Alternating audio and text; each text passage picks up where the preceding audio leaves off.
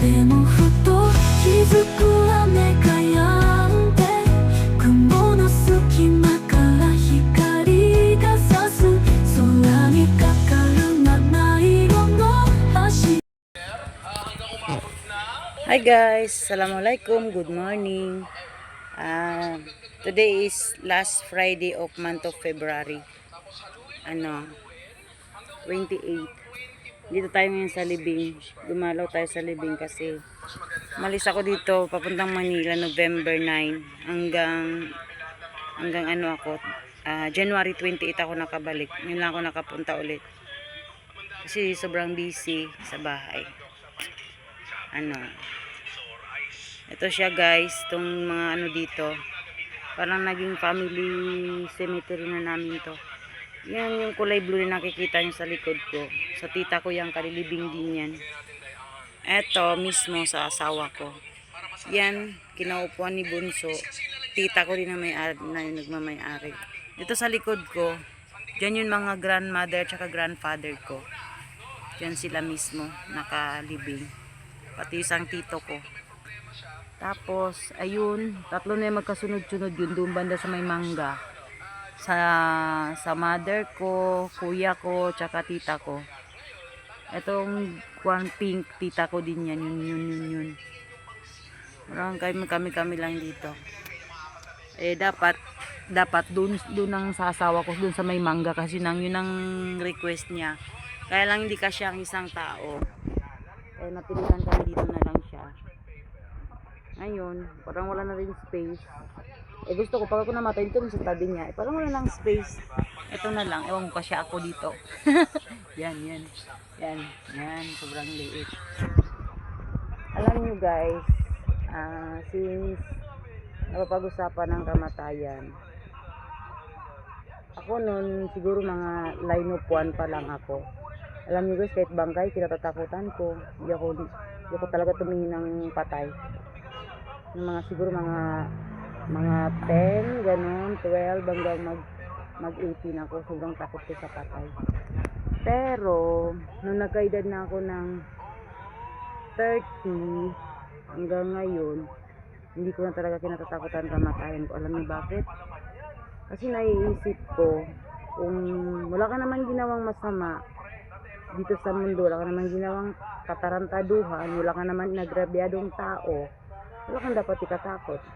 At saka nagpo-pray ka, 5 times a day ka mag-pray, wala ka naman dapat ikatakot. Alam niyo bakit? Lahat naman tayo punta doon.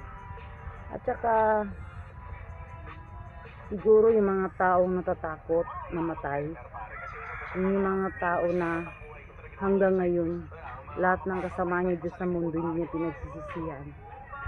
Isa lang naman ang dyan magsisi ka, humingi ka ng tawad, magsambayang ka, sure ako patawarin ka ni Allah. At pag namatay ka, hindi ka man makasurga, at least hindi ka mahirapan ng sobra. Kasi wala naman nakakapagsabi kung sino sa atin ang pupunta sa surga or ano. Basta at least pagdating doon hindi tayo mahirapan ng sobra.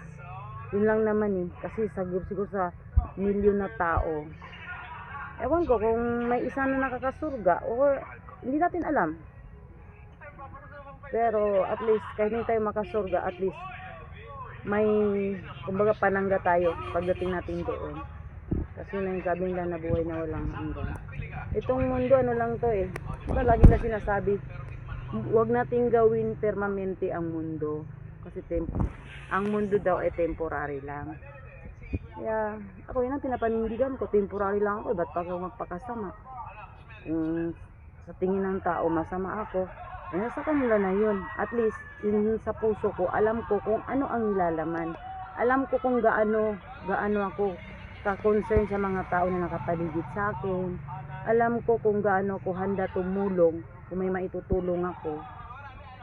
Alam ko kung gaano ako nagpapakatao sa mga taong nagpapakatao din sa akin. Minsan lumalaban ako. Aminado ako doon. Lumalaban ako. Pag sobra na. Kasi hindi ako yung tipong tao na prangka. Pag may hindi ako nagustuhan sa iyo, direct to the point ako. Kaya yun, hinihingi ko yun ng tawad. Na kung sakaling nakasama man yun sa tao na pinagsasabihan ko, hinihingi ko yun ng tawad. Hindi man ako mapatawad ng tao, at least kay Allah, nakahingi ako ng tawad. Hindi ko kailangan na patawarin nila ako. Alam nyo bakit? Tao lang din sila eh. Tao lang din tayong lahat-lahat. Hindi natin kailangan na panghusga opinion ng ibang tao. Basta as long as kilala natin yung sarili natin. Huwag tayong matakot. Huwag kang matakot lumaban. Huwag kang matakot magpaka-prangka. Ang masama, yung pag nandyan sa harapan mo, yung ngiti mo hanggang tenga. Pag talikod, lilibakin mo. Yun ang pinakamasamang ginagawa mo. At least ako, direct to the point ako. Pag galit ako, galit ako. Pag gusto kita, gusto kita. Pag ayaw kita, makikita mo talagang ayaw kita. Siguro yun yung inaayawan nila sa akin. Pero lahat naman yun, pag nahihimas-masan ako, hindi ako nangingi ng tawad dun sa tao na dumadirect na ako kay Allah na sana mapatawad niya ako dun sa pinaggagawa ko, kung may ginawa man akong masama. At least, nabawas-bawasan yung mga kasalanan ko. Kahit na anong oras na mamatay ako, hindi ako natatakot. Hindi talaga ako natatakot, as in. Hindi ako natatakot. Kung ano man nangyari, madatnan ko doon sa kabilang buhay, tanggap ko yun. Kasi alam ko naman ang mga kasalanan ko, kabutihan ko, na ginawa dito sa mundo. Kaya, yun lang. Nagano lang tayo dito. Hala. First time ko to matapik sa mga videos ko at saka dun sa mga vlogs ko. First time ko matapik na ito, tungkol sa ganito. Kasi guys, alam niyo, madalas na misinterpret ako ng tao na suplada ako, masakit ako magsalita. Ako yung tao na sinasabi na masakit magsalita, pero pusong mamon. Alam mo kung gaano ako kaprangka, siya naman ang kinababa ng loob ko na kahit sino, basta nangangailangan at may tutulong ako, tumutulong ako. Kahit na sino, basta kailangan ako, nagdumadamay ako. Kahit ano pa yan. Hindi lang nila napapansin yung kabutihan ng puso ko. Kasi ang nangingibabaw, yung pagiging prangka ko, which is maling-mali. Kasi maniwala kayo sa hindi. Ang mga taong masakit magsalita, totoo yung sinasabi nila, sobrang bait at sobrang lambot ng puso. Tandaan niyo yan. Yung lahat ng mga tao na nanakit sa akin, alam niyo, kahit hindi sila humingi ng tawad, pero dito, pinapatawad ko sila.